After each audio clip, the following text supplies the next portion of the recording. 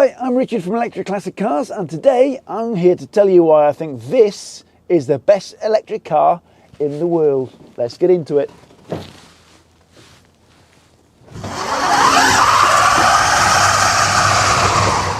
Now, before I get into why I think this is the best electric car in the world, let's first of all cover what it is, apart from my shop truck, if you like. This is kind of a family car and used as a shop truck in the workshop.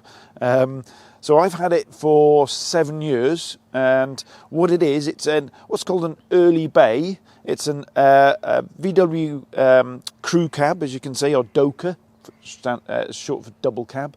So you got a double cab, early bay. It's from South Africa.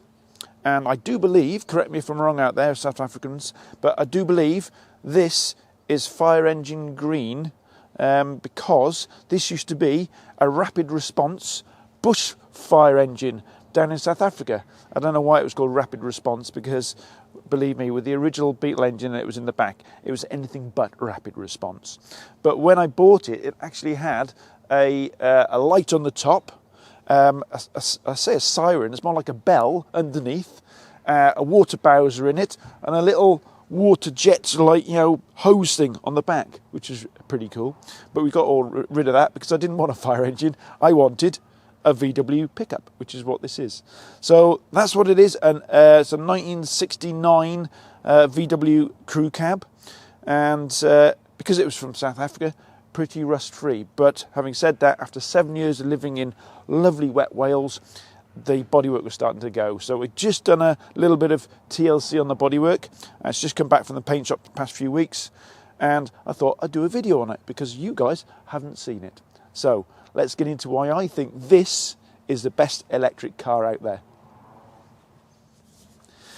Now, for something to be the best electric car in the world, it's got to be good at being a car as well as electric.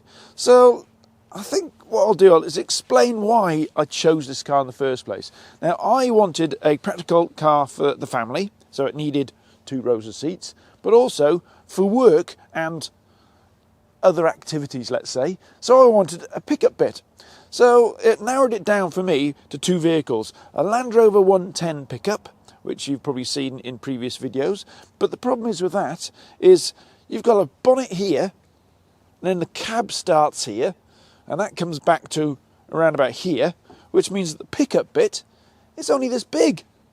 And because I'm also a VW nut, I went straight to crew cabs, and I considered a splitty, an early VW split screen crew cab, very expensive. And I just love bay windows, especially early bays. So I ended up looking for an early bay. And as you can see, the cab starts right at the front, comes right to here, and then you got a really big, long deck on the back. Or as they say in New Zealand, it's got a big dick.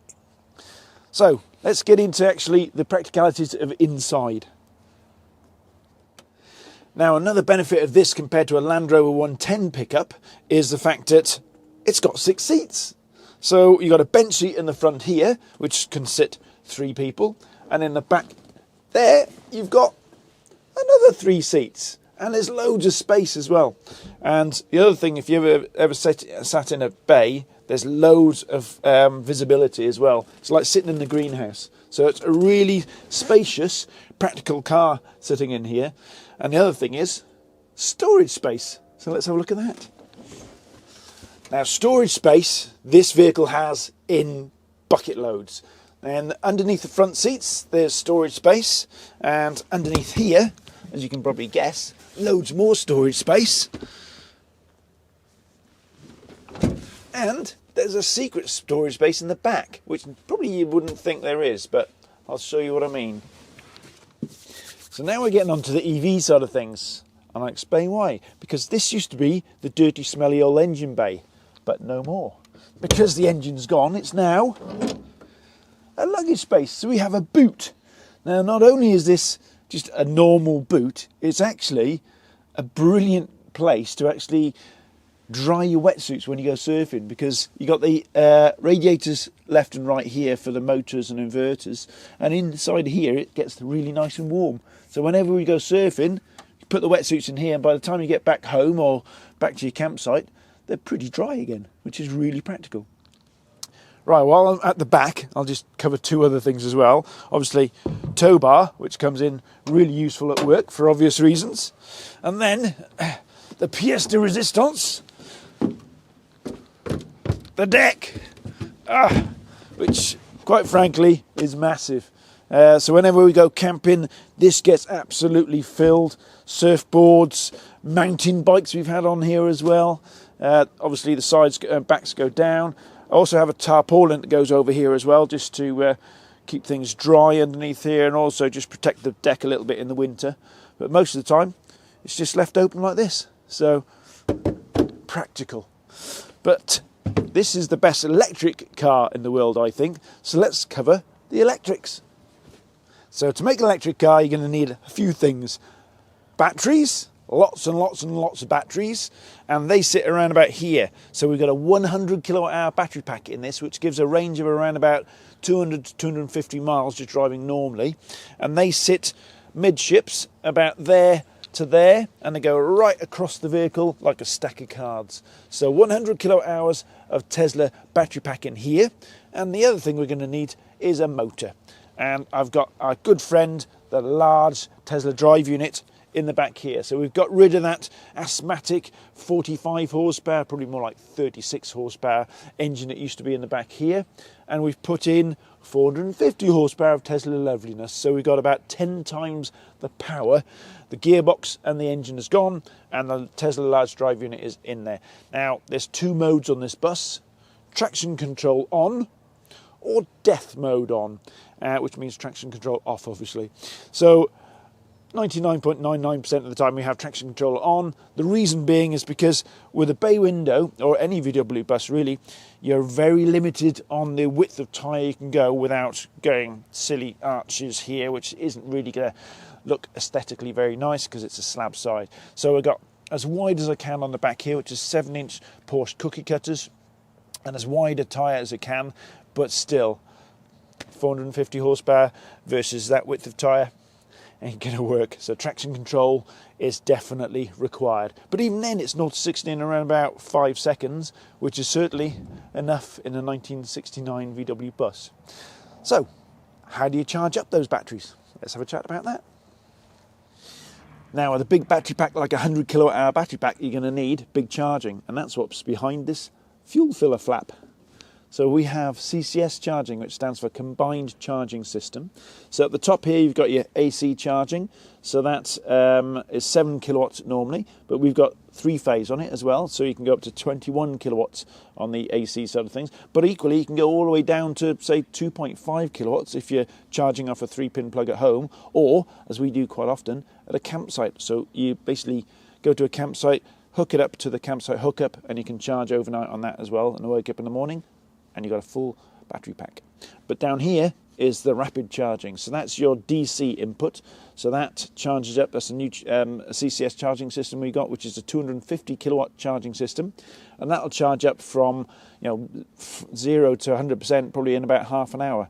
But that's impractical because nobody that has an electric car ever drives from 100% down to 0%. You'll go into a service station at, I don't know, 30%, have a cup of tea or a toilet stop, and you'll come out and it's back up to 80% in literally minutes.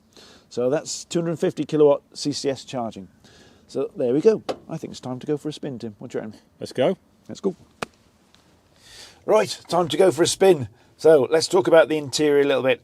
Exterior-wise, actually, what do you think of the styling of the car? All I've really done outside is de-chromed it. So where there was chrome, there's now satin black. But apart from that, pretty much looks like a standard early bay crew cab, very sleeper look, if you like. And I've gone for the same inside. It's a stealth look, if you like. There's nothing that's in your face that it's an electric car.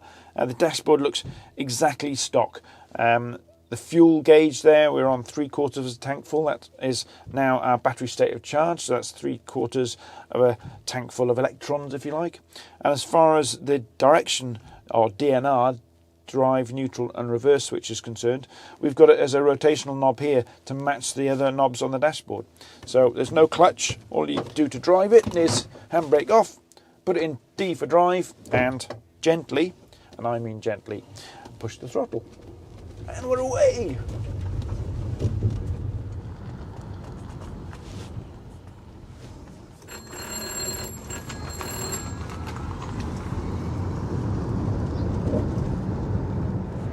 But what I love about it is that it's such a sleeper. Nobody expects this when you put your foot down to take off like that. So what was the performance like on this then before it was converted, when it had its petrol engine? It was about 40 horsepower, was it? 40 horsepower, 0 to 60 was measured in minutes rather than seconds. And now it's around about, I'd say, on a dry day with sticky tyres, 0 to 60 in maybe 5 seconds, which is plenty fast enough. Yeah.